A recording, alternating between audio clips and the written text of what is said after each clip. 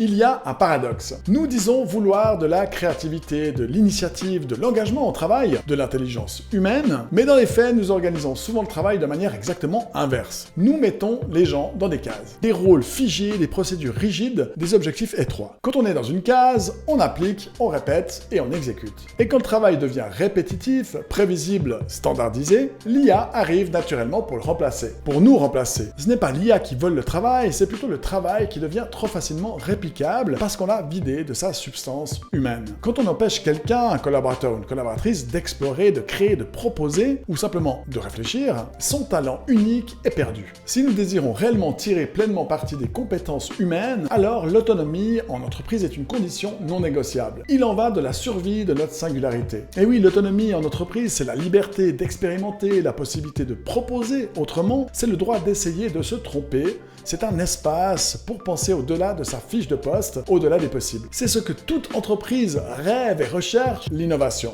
Un humain qui est autonome, il ne se contente pas d'exécuter, il améliore, il questionne, il invente. En utilisant tout ce qu'il a à disposition, dont l'IA bien sûr. Quand on donne de l'autonomie en entreprise, alors le travail devient profondément humain. C'est ainsi que l'on profite réellement des compétences exceptionnelles de chaque personne en entreprise. Dans un monde de plus en plus assisté par l'IA, le rôle des organisations change. Il ne s'agit plus simplement de répartir des tâches, contrôler des processus, optimiser des coûts, il s'agit plutôt de créer des espaces d'expression, de favoriser l'initiative au sein de l'entreprise et de libérer l'intelligence collective. L'avenir du travail ne se joue probablement pas entre humains et machines, en tout cas pas pour tous les postes. Il se joue dans la manière dont nous organisons l'environnement de travail. Si nous continuons à être enfermés dans des cadres trop rigides, alors nous serons remplacés, ça c'est certain. Mais si nous bénéficions plus d'autonomie, plus de confiance, plus d'espace pour créer, alors l'IA devient un outil avec un potentiel exceptionnel et l'humain conserve sa singularité et augmente une fois de plus sa productivité.